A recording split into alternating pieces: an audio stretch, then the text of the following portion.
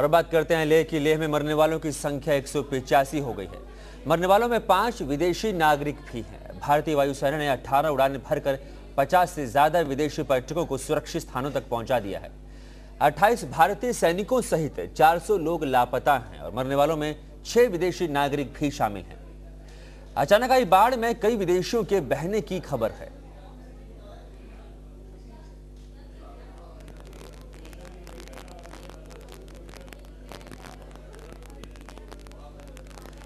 तो लेह में उस दिन जो भी कुछ हुआ था उसका गवाह एक शख्स है, हमारे साथ हमारे स्टूडियो में है और इनके साथ 40 लोग वहां पर थे जिन्हें सुरक्षित वापस ले आए हैं मुंबई। हमारे साथ है अनिल सवणे, कल्पना टूर्स एंड ट्रैवल्स के, जिनके साथ 40 लोग लेह में थे उस रात जब यहां पर भारी बारिश हुई लेह में और बादल फटा, काफी तबाही मची। हम बात करते हैं सीधा अनिल से। अनिल, उस रात आप भी वहां पर मौजूद थे, 40 लोग आपके साथ थे, क्या कुछ हुआ बताइए।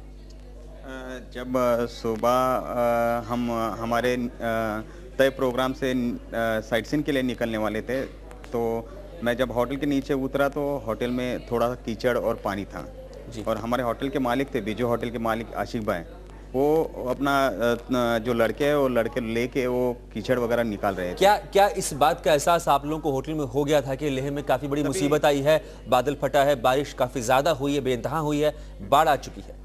नहीं, तभी तो इतना पता नहीं चल रहा था क्योंकि थोड़ा सा पानी आता था, लेकिन जो होटल में बिजली थी उस वक्त? नहीं, बिजली रात से ही कट गई थी, बिजली वगैरह कुछ नहीं थी।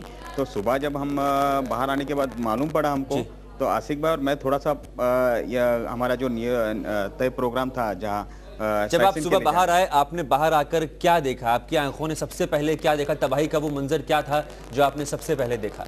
जब मैं बाहर आता, रोड पे पत्थर थे, पत्थर गिरे थे, कीचड़ था। थोड़ा आसिक भाई के साथ हम थोड़ा आगे की ओर गए, जहाँ जो लेह सिटी के लिए जो आने वाला जो मेन गेट था, वहाँ पूरा तबाही मची थी। वो देखने के बाद मेरे को रुकने का ये नहीं हो रहा था, मैं तुरंत होटल पे फिर से आ गया। हमारे साथ हमारे डॉक्टर परमानंद, डॉक्टर खरात और डॉक्टर बापट वगैरह ऐसे बहुत सारे थाना के लोग थे। और हमारे दोस्त भावे सर को हम लेके दूसरा आसिक भाई का गाड़ी लेके हम फिर से गए। वहां पर आपने क्या देखा? कितनी ज्यादा तबाही मची हुई थी? कितने लोगों की आपने वहां पर बॉडीज देखी थी? बॉडीज तो देखने को नहीं मिली नहीं, क्योंकि हमारे को जो इंडियन टूरिस्ट थे उनको वहां जाने के लिए थोड़ा सा रोक रहे थे। किस तरह से आप लोग वहां से वापस सुरक्षित मुंबई लौट आए? जहां तक जब ये तबाही देखी तो सब लोग डर गए थे। बहुत सारे हमारे साथ वरिष्ठ नागरिक और महिलाएं भी थी, जो उनके मन में डर था कि हम यहाँ से कैसे निकलें। और हर शाम को फिर से ये अफवाहें फैल रही थी कि फिर से बाढ़ आ रही है, तो फिर सब लोग डर रहे थे। तो मैं सोच रहा था कि इनको कैसे निकाला जाए। तो डीसीपी के पास जाने के बाद मालूम पड़ा कि यहाँ केंद्रीय मंत्री पृथ्वीराज चौहान आए हैं। तो उनसे हम मिलने के बाद उन्होंने हमको आश्वासन दिया कि कल तक ज़्यादा फ्लाइट और एक फ्लाइट रेट में टिकट देने का मैं आश्वासन आपको देता हूँ। और फिर हम जब शाम को होटल पे आए, सबको बता दिया अपन कल जाने की व्यवस्था करेंगे। लेकिन कल होटल से एयरपोर्ट जाने के लिए भी हमारे पास गाड़ियां नहीं थी। बहुत मुश्किल से आशिक भाई खुद अपनी गाड़ी। कैसे आप लोग एयरपोर्ट पहुंचे जब गाड़ियां नहीं थी और बाहर सड़कों पर रास्ता जाम था, पत्थर गिरे हुए थे, कीचड़ काफी ज्यादा था? कैसे आप लोग पहुंचे एयरपोर्ट तक? वही आशिक भाई, खुद होटल के मालिक आशिक भाई, उनकी एक ही गाड़ी थी और उनके दोस्त की एक गाड़ी थी।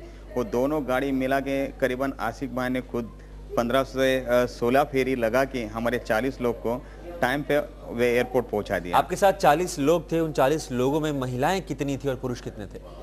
महिलाएं करीबन 20 महिलाएं थे, बच्चे थे, 2-3 बच्चे थे और बाकी सब सीनियर सिटीजन थे। डरे हुए थे तमाम लोग। क्या आपको किसी पर लगा कि भाई अब आप भी फंस सकते हैं इस बाढ़ में, इसकी चपेट में, जो भी कुछ हुआ है उसमें कहीं जान जा सकती है?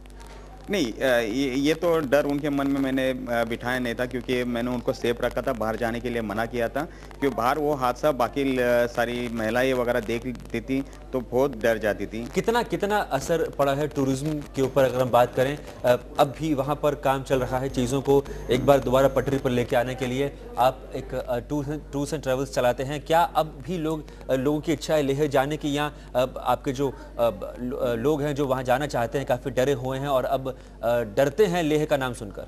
नहीं, ऐसा तो कुछ है नहीं। मैं खुद 25 तारीख को वहाँ जाने वाला हूँ। जो भी मैं हमारे दोस्त लोग हैं अभी तक जो लेह में गए हैं उनसे एक फंड करके हम फिर से ले जाने का कोशिश कर रहे अनिल हैं। जी, आपसे मैं दरख्वास्त करूंगा, आपने जो हमें सीडी दी है, जो तस्वीरें आपने उस वक्त कैद की थी, वो हम यहाँ पर दर्शकों को दिखा रहे हैं और वो तस्वीरें देखकर आप इनको बताएं कि आखिर ये कौन सी जगह है, आपने किस वक्त कैसे कैसे आपने शूट किया था।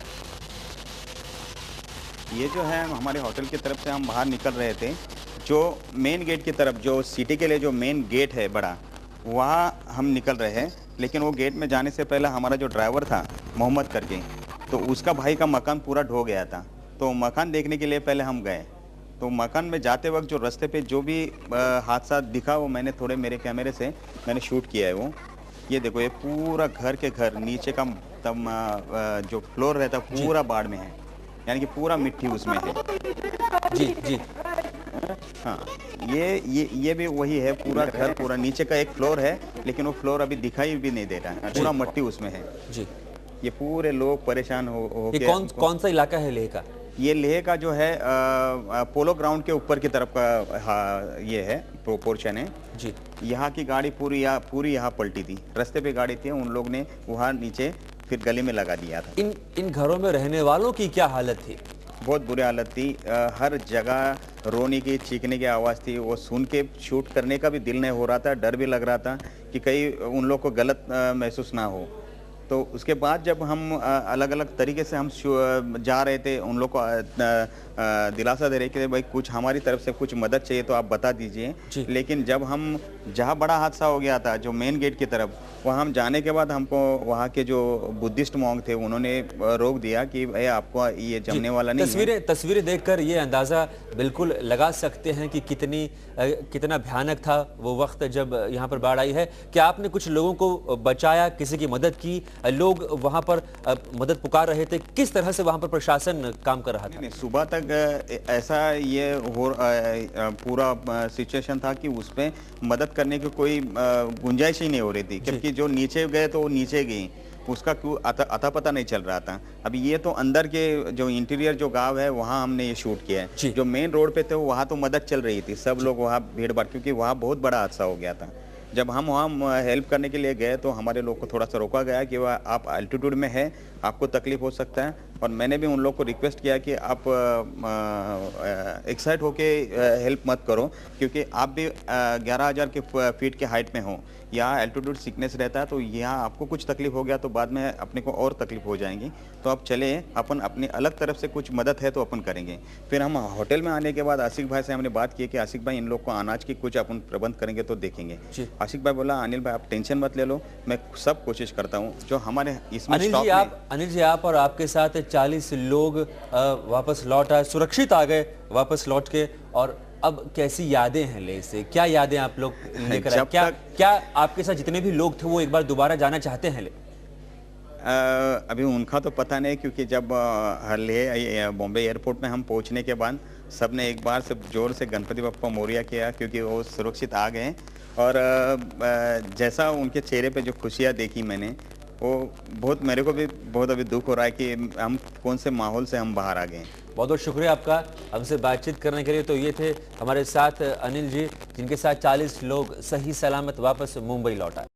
और देखिए हमारी अगली पेशकश कुछ भी हो सकता है। देखते रहिए TV9।